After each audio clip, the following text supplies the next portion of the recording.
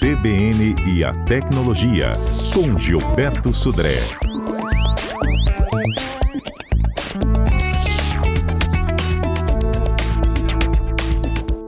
Ei, Gilberto, bom dia para você. Bom dia, Fernanda. Bom dia, ouvintes da CBN. Tudo bem contigo? Tudo bem? Que bom, de volta. Tô de Seja volta, bem-vindo. tava com saudade das nossas dicas aqui de tecnologia. Vou aprender mais contigo hoje. Vamos falar dessa tal da radiação, esses equipamentos como smartphone, de fato, emitem radiação? É mito ou verdade? Exatamente, Fernanda. Muitas pessoas têm essa dúvida, né? Se celular emite radiação e será que essa radiação faz mal para a saúde? Bom, essa pergunta é muito comum, né? Muitas pessoas perguntam em relação a isso.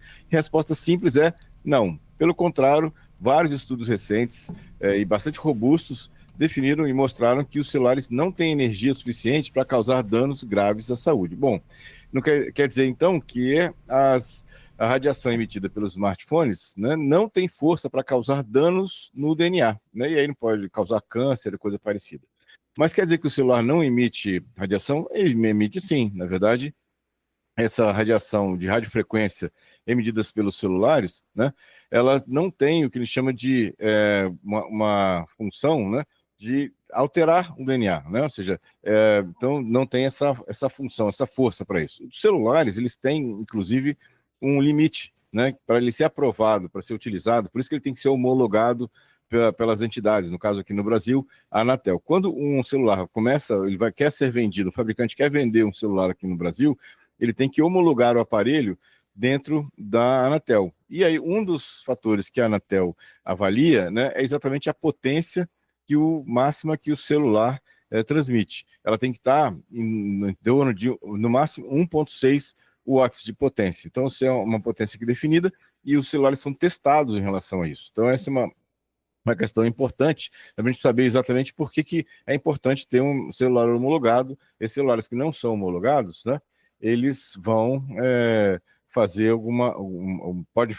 trazer algum tipo de mal, né, para o usuário. Então, essa é uma questão interessante. Outra questão interessante que a gente tem que comentar também é que os celulares, eles não transmitem o tempo todo nessa potência máxima, né? O celular, ele tem uma característica interessante, né, e é inteligente, para que ele transmite na potência suficiente para chegar até a próxima torre. Então, ou seja, se eu tenho um local, se eu estou usando o meu celular num lugar que tem muitas torres, ou seja, aqui na capital, por exemplo, tem muitas torres espalhadas pelos bairros, né?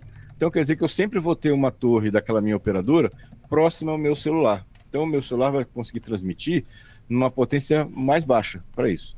E se eu estou num lugar, por exemplo, mais afastado, que não tem tantas torres assim, aí sim o celular vai ter que transmitir uma potência mais alta para poder chegar até a torre. É fácil de até identificar isso.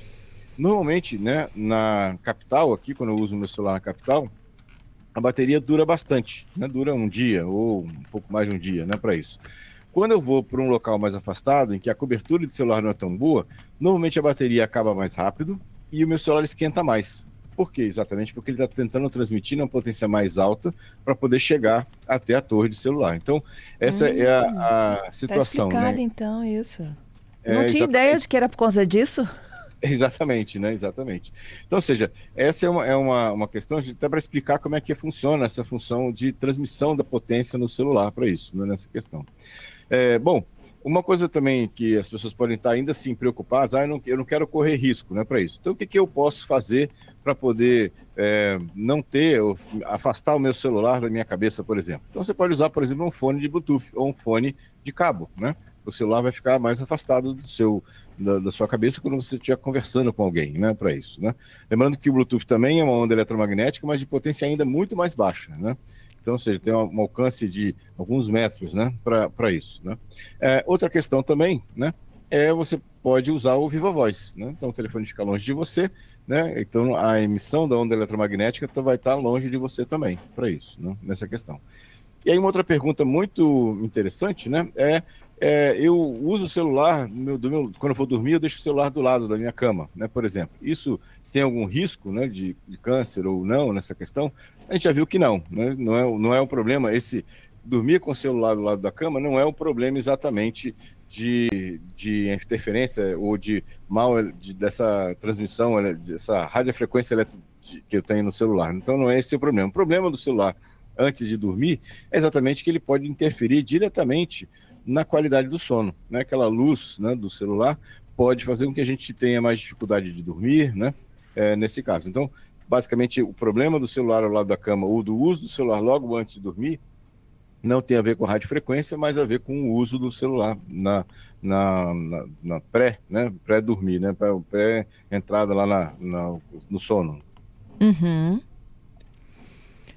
Então, assim, em tese não tem, se for homologado, não tem risco. Exatamente. Se o celular foi homologado, tem o selo da Anatel lá e foi vendido, né, homologado na Anatel, não tem risco nenhum. Já tem vários testes com várias pessoas pelo mundo inteiro, não é só aqui no Brasil. Na verdade, isso é uma dúvida que é recorrente, né?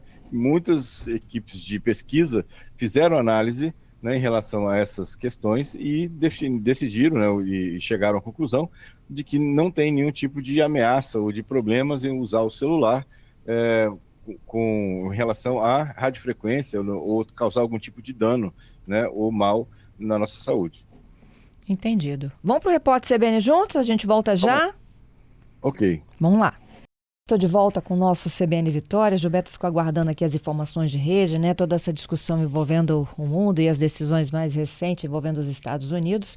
Vamos voltar aqui para a nossa radiação. Tem pergunta de ouvinte. Olha, mas não é a radiação direta do celular no ser humano, é no equipamento marca-passo, não é isso? Isso, é o Gledson conosco perguntando se por acaso essa radiação do celular interferiria para quem usa marca-passo. Gilberto, bom dia. Eles são, o celular, boa pergunta, os celulares eles são homologados, inclusive, para não fazer esse tipo de interferência, né? Então, ou seja, teoricamente, se os aparelhos estão homologados, não teria nenhum tipo de interferência em aparelhos. E os aparelhos de marca-passo também eles são blindados precisamente para evitar ou para controlar, né, uma possível interferência de outros locais, né? Ou seja, não é só de celular, inclusive tem outros dispositivos que podem interferir em celular, por exemplo, portas de banco, né? Aqueles sensores de metal, isso tudo gera uma onda eletromagnética também quando você passa no portal, que em algumas situações poderia ter interferência em marca-passo. Isso modelos mais antigos, né, de marca-passo poderiam ter essa interferência. Hoje em dia é bem menos, né, bem menos esse nível de interferência. Uhum. E tem uma outra pergunta que não é da radiação do celular. Tem mais uma de tem radiação, mais uma? é o Ramos, Gilberto. Oi? Deixa eu só fazer uma complementação dessa pergunta do nosso ouvinte. Não sei quem lembra, algum tempo atrás, quando a gente usava a caixinha de som, né, externa nos computadores, e o telefone estava próximo, né? Vibrava. Fazia um barulho na caixinha de som antes do telefone tocar. Na verdade, aquilo era uma interferência, né, da radiação do celular, porque antes do celular tocar, na verdade, existe uma conversa entre o celular e a torre, para dizer qual é o telefone que está tocando, qual é o canal de frequência que ele deve utilizar. Essa conversa que acontecia entre o celular e a torre antes do telefone exatamente tocar, era o que gerava a interferência e a caixinha de som fazia um barulho estranho, né? A gente já sabia que o telefone ia tocar antes dele tocar exatamente. Vamos lá, o Ramos está aqui perguntando se aquelas pulseiras magnéticas, ele dá o exemplo da Acmos aqui, se bloqueia a radiação do celular. Não, essas pulseiras não têm esse poder de bloquear a interferência ou a onda eletromagnética nessa questão. O que bloqueia a onda eletromagnética é o chamado de gaiola de Faraday, que é uma área, um local que você entra, na verdade, né, metálico, aterrado. Então a onda eletromagnética gerada fora da gaiola de Faraday não penetra na gaiola de Faraday, e o que está na gaiola de Faraday também não sai daí. Eu dava até um exemplo bem interessante para isso. Já notaram que os celulares param de funcionar dentro do elevador, né? Uhum. Exatamente por causa dessa situação, ou seja, o elevador é uma caixa metálica, né? Inclusive cercado de concreto, né? Pela torre onde onde o elevador se desloca. Aquilo ali bloqueia de forma muito efetiva o sinal de celular, por isso que quando a gente entra no elevador, normalmente a ligação cai, você não consegue mais fazer nenhum tipo de ligação. Entendido. Vamos a outra pergunta do ouvinte? Vamos. Aí é a pergunta do Alexandro, que tem a ver com conectividade do kit multimídia do carro. Bom dia, Fernando. Bom dia, Gilberto. Seja bem-vindo de novo, Fernando, das férias. Aqui é o Alex da Serra. Obrigada. Gilberto, eu tenho uma dúvida aqui. Esses carros que tem multimídia, que usam GPS, outros aplicativos, nem sempre eles conectam na área interna. Por exemplo, o meu carro aqui só conecta algumas coisas nele com a minha rede de internet móvel. Deixa eu falar, só que alguns aplicativos eu não consigo abaixar no multimídia do carro. Isso tem a ver com a velocidade da internet ou com o espaço do multimídia do carro?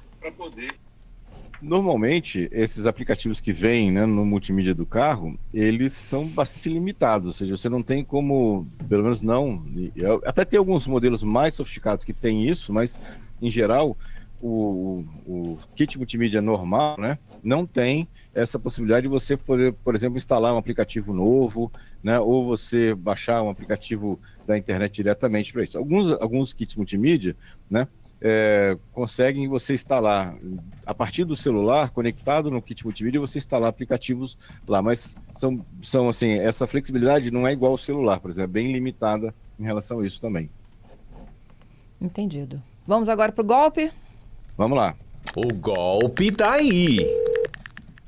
Muito bem, Fernando. Vamos falar agora de alguns mitos de cibersegurança para a gente ficar atento, né, nessa questão dos golpes. O primeiro deles é um mito achar que os nossos dados bancários só serão roubados caso alguém tenha posse do cartão físico, nosso cartão de crédito físico. Não é verdade.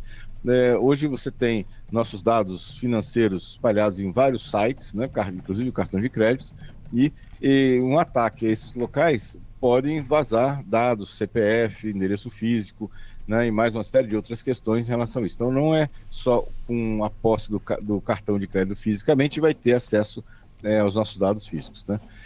A gente já falou sobre isso, quer dizer, clicar em links recebidos por SMS, WhatsApp, e-mail, rede social, não causam problemas. Isso é um outro mito. A gente sabe que links que a gente recebe pela rede social, por SMS, WhatsApp, podem sim ser uma fonte de malware, de vírus, né, para isso aqui, nesse caso, né? E um outro mito também é aqueles jogos que estão nas redes sociais, ou então aqueles testes. Apareceu um site novo, e aí você tem a opção de testar o site. Então você vai lá, preenche um cadastro, né, naquele site, e ele faz, você consegue fazer o teste daquele aplicativo ou daquele jogo. Esses dados que você está fornecendo vão ser utilizados, né? Ou seja, você pode ter certeza que vão ser utilizados para depois fazer um spam para o seu e-mail, para oferecer vantagens e outras coisas em relação a isso. Então, 3 mitos aí que a gente tem da cibersegurança que a gente tem que ficar atento para não cair nos golpes, né, que estão tão frequentes hoje em dia. É isso. Gilberto, muito obrigada, viu? Até sexta, hein? Obrigado, Fernando. Obrigado aos nossos ouvintes pelas participações. Seja bem-vinda mais uma vez e até sexta-feira com mais tecnologia.